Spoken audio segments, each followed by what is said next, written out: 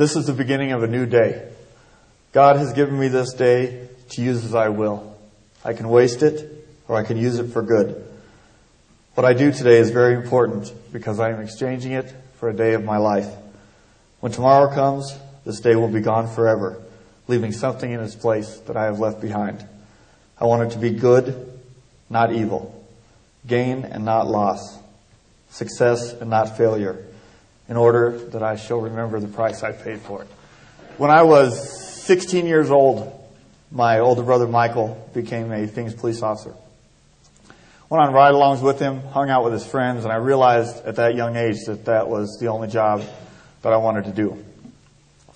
March 26, 2001, about 11:20 that night, an emergency radio call came out of an unknown trouble. And just as I was about to proceed through the intersection, the rear of my Crown Victoria was struck from behind by a taxi cab. And according to the investigation, he was doing 115 miles an hour when he ran into me. I never saw him coming. I never saw the impact or felt the impact. I don't have any recollection of the accident. From the time I was hit until the time I was out of my car was 90 seconds.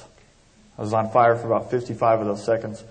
I suffered burns to 43% of my body, my neck, head, and face being the worst. They were 4th degree, which is a term I'd never heard of before. I thought 3rd degree was the worst. 4th degree means right down to the last layers of muscle and to the bone.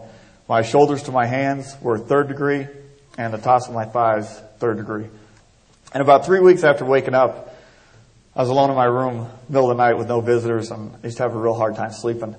And I started thinking about everything. I realized that this taxi cab driver who was having the epileptic seizure, he wasn't after a police officer. He wasn't after Jason. He had to hit somebody before he stopped. And if it wasn't me, he would have made it to the next intersection. It would have been somebody's grandparents, a woman with her kids, and they probably wouldn't have been as lucky as me to have survived. So I thought that night, I'm going to be very proud of who I am, how I look, and I'm going to feel like I did my job in some small way. And this picture was taken of me walking out of the burn center on July 31st, 6 months ahead of schedule. And it was going to be the first day I was going to get dressed. I'd been naked with a hospital gown on for almost 5 months. So my wife came in and she put my socks on and a pair of shorts. And I didn't used to talk about how I was feeling or the pain I was in or anything like that. And I guess she scrunched up the collar of my shirt. And when she went to put it over my head, right when she touched me, I just started screaming at her, "Wait!"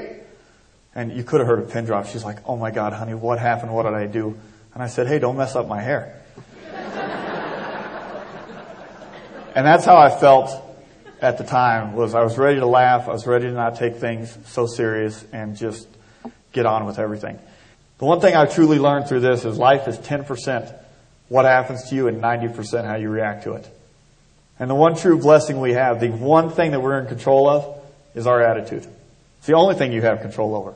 Every single day, every situation, you get to decide what your attitude's going to be for that day, for that moment, for that situation. There's not a single person in this world that I would trade places with. Not one. I see people all the time that I think, I can't imagine what it's like to be in their shoes. I wouldn't want to know what they know about pain and suffering and adversity. I mean, I have the best life anybody can imagine. I look forward to every single day, and hopefully tomorrow will be even better than today.